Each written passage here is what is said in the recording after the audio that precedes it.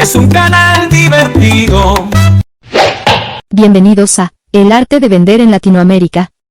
El único canal donde la experiencia, la emoción y el alma de las ventas se encuentran cara a cara con la realidad latina. Muy buenas tardes, qué gusto me da recibirles a todos ustedes en un programa más en vivo aquí en El arte de vender en Latinoamérica. Mi nombre es Alejandra Cámara y recibo con mucho agrado, pero además con todo el honor que se merecen, a mis compañeros Daniel, el psicólogo de las ventas, y Jorge, el estadístico de las ventas. Hola, ¿qué tal? Hoy tenemos un programa muy especial. Vamos a hablar sobre vender en grande. ¿Qué significa vender en grande? Este tema nos lo va a dar en ponencia Daniel Eija. Posteriormente vamos a tener un tema más que se llama los 7 errores fatales de un líder en ventas. Mejor tocar el tema de las ventas. ¿Por qué vender en grande y cómo vender en grande? Pues mira, no se necesita vender productos de alta gama para vender en grande, ¿no? Todo el mundo, aunque sea un producto pequeño, puede vender miles de partes, ¿no? Aquí en Cancún hay una persona que vende tacos que cuestan 20 pesos, lo que significaría $1, pero 20,000 tacos al día, entonces ahí ya está vendiendo en grande, ¿no? Pero también me gustaría puntualizar que quiero subrayar que en particular esta sesión es para gente que vende productos de alta gama, para gente que vende productos intangibles, y darles 5 razones que les permitirán vender en grande, ¿no? La más importante, la número 1, y las iré desarrollando. La más importante es desarrollar una relación real con el prospecto, con el cliente, conocerlo a fondo. Recuerden que antes de hablar es importante escuchar. Y lo que más y mejor puede hacer un vendedor es saber hacer preguntas.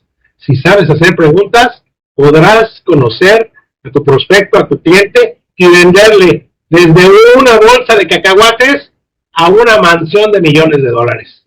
Y la diferencia está entre qué quieres vender tú. Entonces, conocer a tu cliente es el punto número 1, lo más importante para poder iniciar a vender en grande. 2, véndete como un asesor, no como un vendedor. Haz ver a la gente que realmente te preocupa y te interesa lo que el cliente te está pidiendo. Si no te es posible agregarle valor a lo que te está pidiendo, sé totalmente honesto, sé sincero y dile cuáles son los pros y los contras, incluso, de tu producto, ¿no? Porque si vendes con mentiras y se descubre la mentira, que la mentira siempre se descubre tarde o temprano, ahí no solo vas a perder un cliente, sino que este cliente te va a mal recomendar o simplemente te puede quemar ante toda la gente que él conozca. Y ahora, a través de las redes sociales, con un solo post que suba, puede arruinar tu carrera. Así que ten cuidado, sé honesto. La ética de las ventas es muy, pero muy importante. Entonces, véndete más como un asesor antes que un vendedor. Muéstrale a la gente que te preocupa y que te interesa el por qué te quiere comprar, ¿no? ¿Qué hay en el producto que beneficie a tu cliente? Y concéntrate en eso. Otro punto muy importante. No vendas las características del producto. Busca siempre qué es en dónde le va a beneficiar el producto. ¿Qué es vender las características del producto? Por ejemplo, bueno, te vendo esta casa de 2 pisos con 3 baños, tiene una cocina. No. Lo importante es, mira, con 2 recámaras, tus hijos van a estar en una recámara muy cómodos, en la otra ustedes, aunque es un espacio pequeño, pero para una familia del tamaño de la tuya es ideal, van a poder convivir, tener en el desayunador. Entonces, las características que benefician a esa familia, no las características del producto, ¿verdad?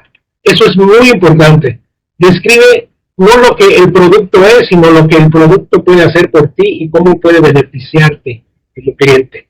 Número 4, construye relaciones sólidas. Si tú tienes a un cliente que confía en ti, ese cliente te puede generar infinidad de clientes. Si tú logras una venta de alta gama de un producto de alto costo, de miles o millones de pesos,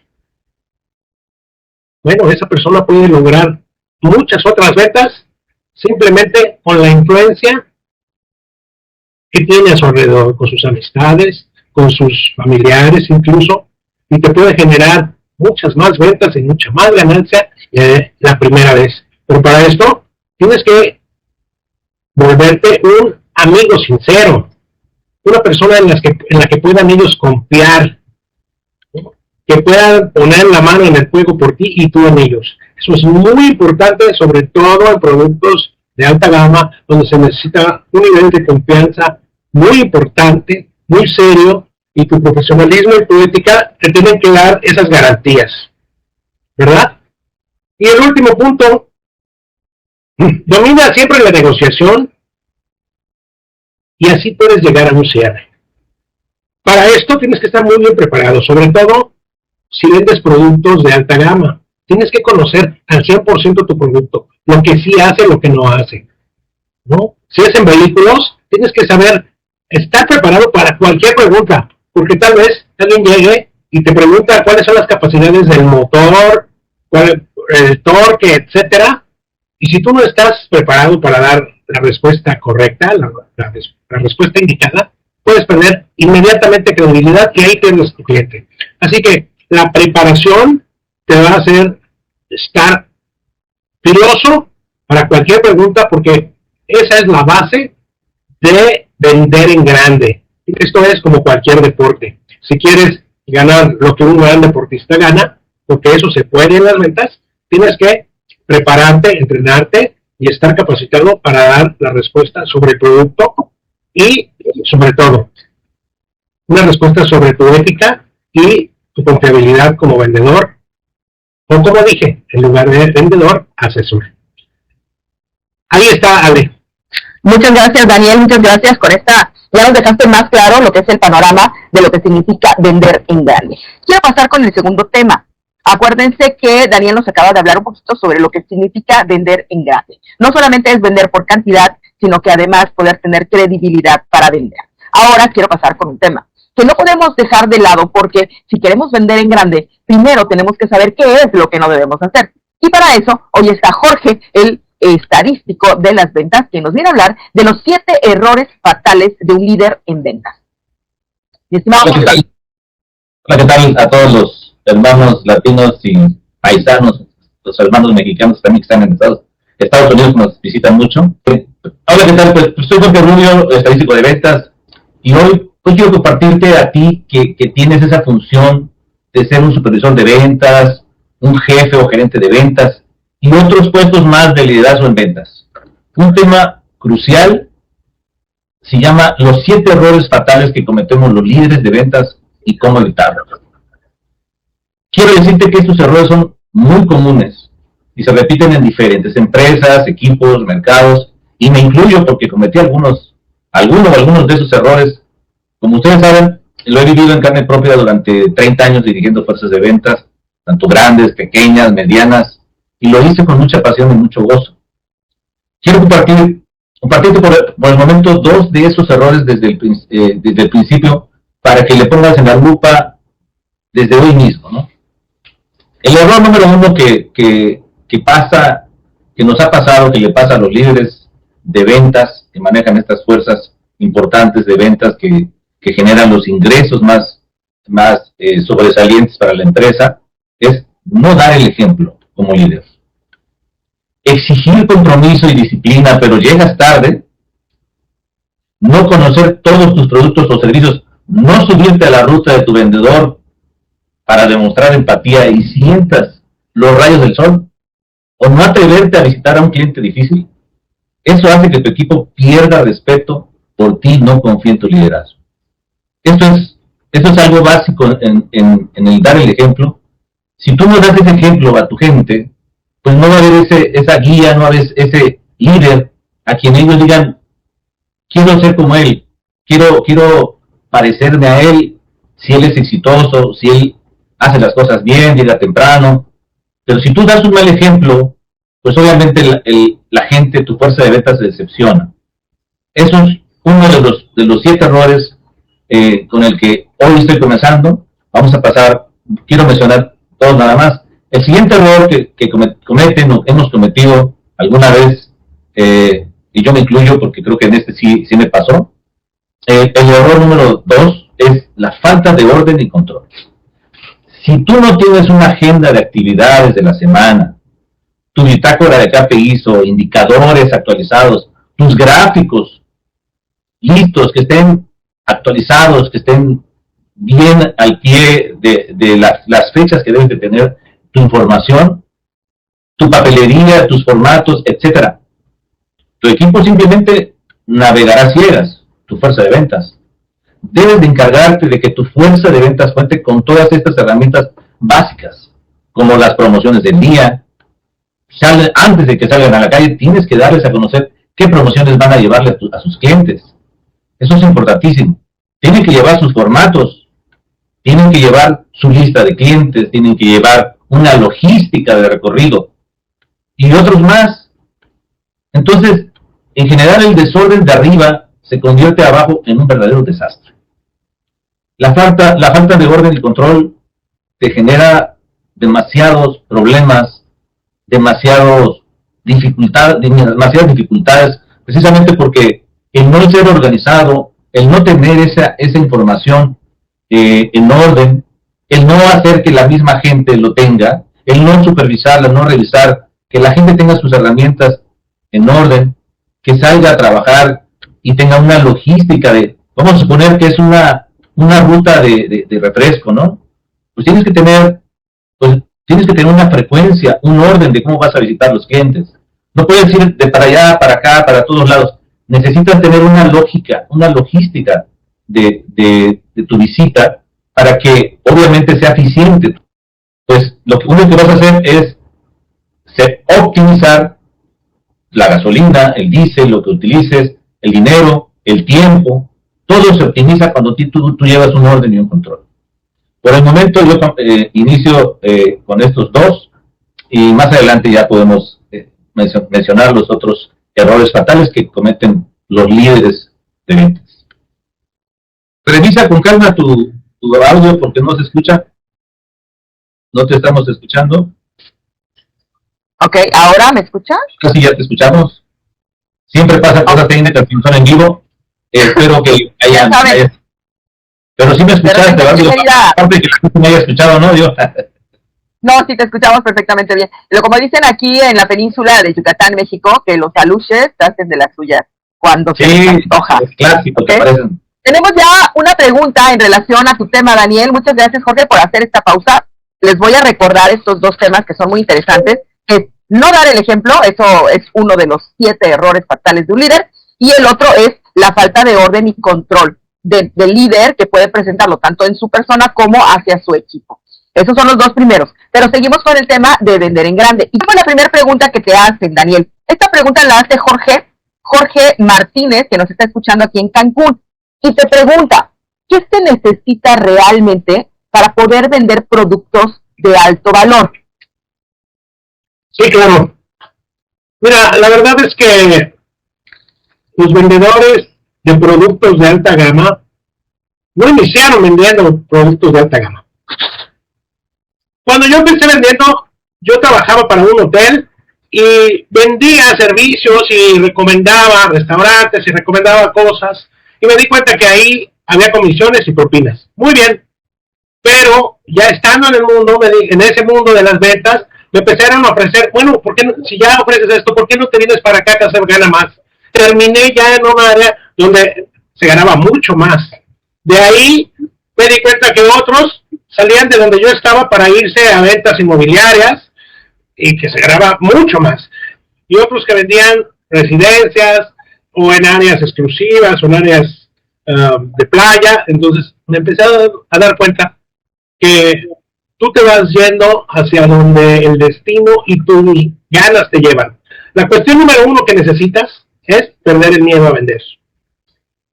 Pues sigue ahí, empápate, acércate a la gente que más vende y solito te va a llegar las oportunidades de crecer, la información, te va a llegar los rumores de qué producto es el que está vendiéndose, el producto que está caliente, y tú te puedes mover en cualquier momento. Acorde, pues, también tus ambiciones, tus sueños, lo que yo podría decirle a nuestro amigo de aquí de Cancún. Pero es Miguel José Méndez, el de Venezuela. Este es de Cancún. Tenemos una pregunta, mi estimado Jorge también, mi querido George, el estadístico de las ventas. Aquí, déjame localizarla, han llegado varios mensajes. Por ejemplo, Lorena nos está escuchando desde una plaza muy importante aquí en Cancún y dice que les manda muchos saludos y que yo tengo que aprender a vender con ustedes porque son muy buenos. Lo voy a intentar, Lorena, te lo prometo que lo voy a intentar. Bueno, aquí dice, Jorge, ¿cuál de estos dos errores consideras más letal para un líder en ventas? Esta pregunta se la hace Alfredo Juárez, de la Ciudad de México, quien es gerente de ventas en una empresa inmobiliaria. Te repito la pregunta, ¿cuál de estos dos errores, o cuáles son los dos errores que tú consideras que son más letales para las ventas en un líder de ventas? Muy bien. Bueno, de los dos errores que mencioné, de no dar el ejemplo y la falta de orden y control, pues en realidad los dos destruyen. Pero definitivamente, si tuviera que escoger uno, el no tener el control de la información, tanto la de tu grupo como la tuya, destruyen más rápido al equipo de trabajo. ¿Por qué? Porque se genera un caos, no solamente operativo, no solamente de calle, no solamente de que si estuvieras, sobre en este caso que es una inmobiliaria, en una oficina se generaría un caos, el que no tengas, no sepas si estás recibiendo a un vendedor o a un comprador porque no pudiste agendar o anotarlo, o le dijiste un nombre que no es. Desde ahí se genera un caos operativo y además del administrativo. Y en el caso del caos que se genera en la falta de control y orden, en la parte administrativa, lo peor de todo es que puede haber pérdidas económicas graves, importantes. O sea, yo me acuerdo que trabajé en alguna ocasión en bienes raíces y me tocó ver el caso de una persona que justamente por desconocer, justamente por no hacer caso a los procesos que se deben de seguir antes de tomar una decisión, cometió un error grave. Cometió un error grave de recibir un dinero. La persona que nos está preguntando lo debe saber. No es lo mismo recibir un enganche a recibir un depósito con garantía de devolución. Esta persona recibió como si fuera el propietario, tuviera una facultad legal de recibir un enganche. Las empresas hoy en día tienen esos documentos que amparan el poder recibir un enganche, pero hay empresas que no lo tienen, entonces necesitas solo poder recibir un depósito con garantía de devolución. Es como si hubieras un apartado, pero no significa que te están asegurando que te van a vender la propiedad. Bueno, déjame decirte que a esta empresa, no donde yo trabajé, pero fue a un colega de mi patrón, de mi dueño donde yo trabajaba, le pasó la situación y este asesor novato, pero que déjalo novato, el no seguir el proceso, se le había dicho que él no podía recibir, se emocionó, llegó un cliente y firmó un documento por concepto de enganche. Recibió dinero, en vez de recibirlo con un concepto distinto, te digo, es un depósito con garantía de devolución con un apartado. Entonces pasó que como no se enteró él, desconocía por novato y por muchas cosas, esa casa ya estaba apartada, pero con un enganche, ya había un enganche, ya estaba prácticamente cerrada esa venta. Entonces, ¿qué pasó? Que se metió en un problema grave a la empresa. ¿Y qué generó? Una demanda. ¿Y qué generó? Pérdidas económicas. Entonces, con esto quiero darle una respuesta no solamente teórica, sino también con un ejemplo. Y espero le satisfaga a ¿cómo se llama? Alfredo Juárez. Alfredo Juárez, de allá de la Ciudad de México. Precisamente mi ex patrón mi sensei, que algún día aprendí bienes raíces hace muchos años, se llama Carlos Alvarado López, de allá de la Ciudad de México, que fue mi maestro de ventas y de la parte comercial y legal. Yo la comprendí perfectamente bien, entonces yo creo que, y yo no me dedico a las ventas, entonces creo que sí has respondido a la pregunta, mi querido Jorge. Quería yo continuar, quiero mandar un saludo a Itzel. Se me hace muy raro que tenga este nombre, pero qué gusto me da. Itzel ha de ser de familia mexicana, pero ella se llama Itzel Domínguez y nos está escuchando en La Paz. Así es que le agradezco muchísimo. No me dice La Paz, dice Venezuela, pero yo no sabía que había La Paz en Venezuela. Ok, pero le mando un saludo a Daniel y le hace una pregunta. ¿Qué es más difícil, Daniel? ¿Vender un producto intangible? ¿Es más difícil vender un producto intangible? Y a ver, explícanos, Dani, a qué nos referimos con un producto intangible, porque hay quienes, bueno, yo que no me dedico a las ventas, me cuesta un poco de trabajo determinar cuál es el producto intangible. Sí, claro, los productos tangibles son los que compras y te llevas, ¿no? Un pantalón, una cámara, un reloj. ¿Sí me escuchas? Sí. Sí, todos esos son los tangibles, los que puedes tocar, agarrarlo, envolverlo, llevártelo. Ese es un producto tangible. Un producto intangible es un producto que no te llevas, ¿no? Es un producto que está a futuro, un producto que no te llevas, un producto que tal vez nunca utilices, o que utilices cuando ya no lo necesitas. Por ejemplo, productos intangibles, cuando te compras un seguro de vida. Ah, ok, o sea, no lo puedo tocar, no lo puedo ver, o sea, es solamente algo ahí que sé que tengo. ¿No? Y digo, un seguro de vida, lo compras y realmente nunca lo vas a ver porque cuando lo necesites, tú no vas a estar ahí para cobrarlo ni para obtener el beneficio, ¿no? Eso es un producto intangible. Un seguro de gastos médicos, un tiempo compartido, ¿no? Todos esos productos son intangibles que no te llevas a tu casa, que no lo tienes ahí como cuando te compras, no sé, un cuadro o te compras una pieza de arte que tienes ahí. Rostizado. No.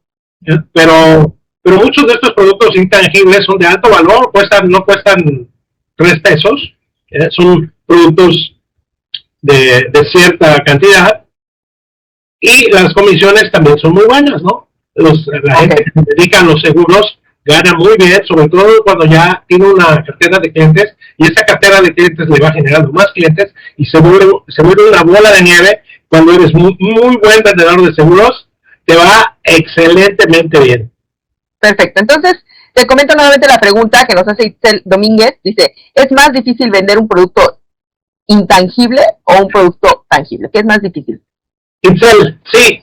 En lo que a mí respecta y la experiencia que yo tengo, yo he tenido ventas de todo tipo, pero los intangibles sí son más difíciles de vender. Entonces, vender uno de esos productos no es fácil, los tiempos compartidos tampoco es nada fácil. Necesita llenar a la gente de credibilidad, ser muy ético, muy honesto, porque te repito, si no vendes uno de esos productos, o cualquier producto, bien vendido, con todos los pros y los contras que cualquier producto tenga, o cualquier producto tiene, puedes quemarte para siempre y perder a ese cliente, y no solo a ese te va a recomendar con todos los demás. Muchas gracias, Daniel, quedó perfectamente clara la respuesta a la pregunta. Un saludo para Itzel. Tenemos una pregunta más, Jorge, nos vamos con la pregunta. Nos mandan un mensaje, mi querido Jorge, Adriel Martínez Díaz, nos está escribiendo desde República Dominicana. Muchísimas gracias, Adriel. Saludos hasta República Dominicana. Él es supervisor de ventas, distribuye vinos y licores. Y te pregunta, ¿cómo lograste motivar o cómo logras motivar a un equipo cuando ya el equipo está desanimado? Excelente pregunta, muchas gracias, Adriel. Bueno, la verdad es que es una pregunta difícil, una muy buena pregunta que pocas veces la he recibido, pero en los hechos la he tenido que resolver. ¿Por qué es difícil? Porque hay de dos. Una sería saber, en el supuesto de que si tu equipo está desanimado porque tú como líder lo provocaste, tú lo generaste, esa es una situación. Es un supuesto porque la solución es distinta. Ahí te va.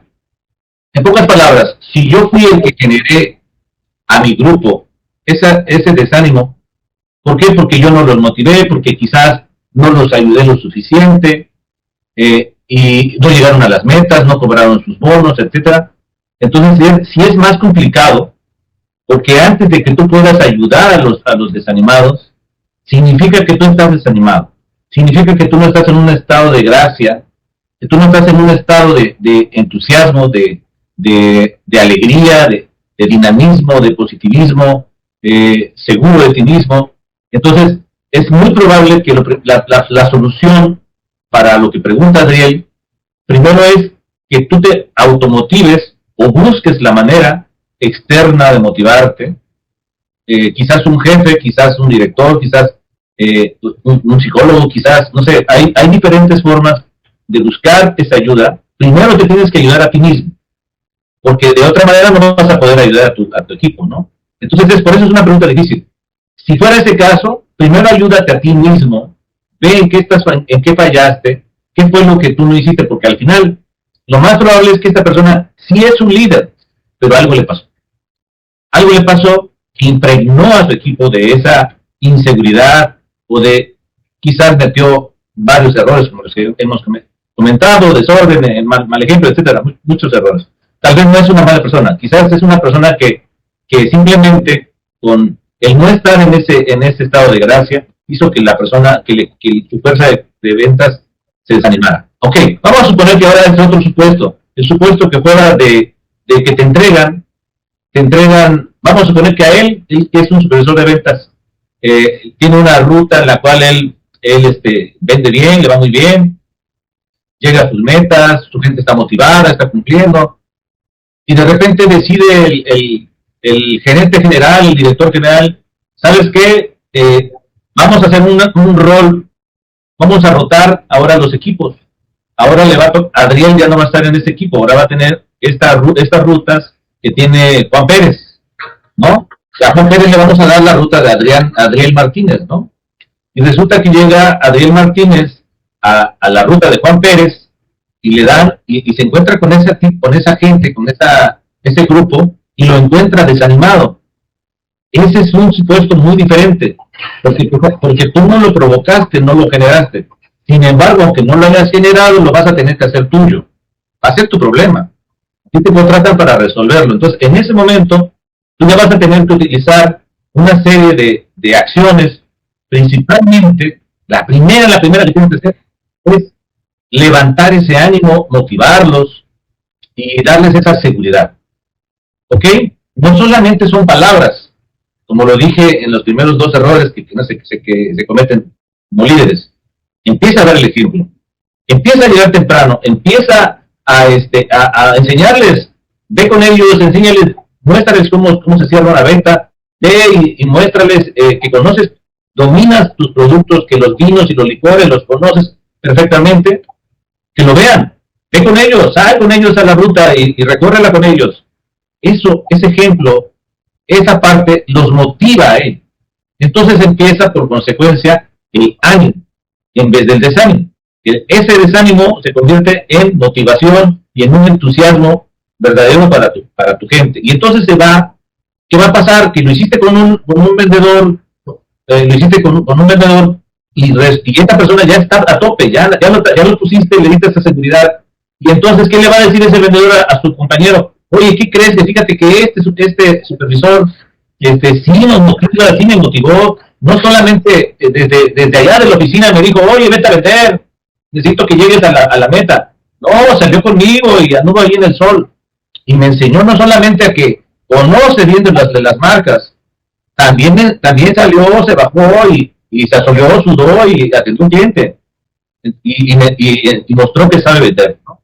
Entonces, ¿qué pasa? Que se vuelve una cadena de entusiasmo que se va esparciendo entre toda tu fuerza de ventas, y obviamente, cuando te das cuenta, ya lograste que ese equipo que te entregaron todo desanimado, pues se volvió un equipo motivado. A mí me pasó alguna vez, ¿no?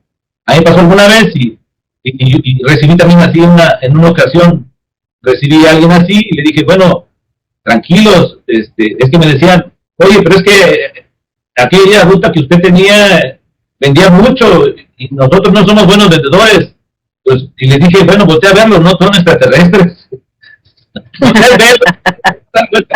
tienen nada de extraterrestres, son igual humanitos, son humanos, solo que tienen otra formación. Y solamente te hace falta que ayudarte a que adquieras esas habilidades. Entonces tiene que haber esa cercanía, esa empatía, la comunicación y ese liderazgo humano. En otras palabras, realmente necesitas estar en los zapatos de la otra persona, de tu gente. Es correcto, me permites intervenir ahí porque también entra en la parte psicológica. Adelante. Cuando, es lo que decía Jorge, cuando tengas un equipo así, empatía genera empatía. Un líder tiene que hacerse sentir por los liderados, por el equipo, como un ser humano, no como el jefe, no como el que le tiene miedo, sino que ser empático. Y como dice, no es, como decía Jorge, no es decir, haz esto, sino mira cómo se hace esto, ¿no? No es, cumple con la meta, mira, ven, te voy a enseñar. Eso es muy clásico, ¿no? La meta, ¿no? Entonces, empatía genera empatía, y cuando tus liderados, tu equipo, se da cuenta que no estás ahí en la dirección, en la supervisión, en la gerencia, por cosas del destino, por suerte, o porque eres familiar o primo del director o del dueño, sino porque sabes hacer las cosas y porque estás lleno de toda la razón que te da el puesto, ¿no? Entonces, no solo se vuelven empáticos, sino te respetan, ¿no? El respeto no se exige, se gana. Perfecto, muchas gracias.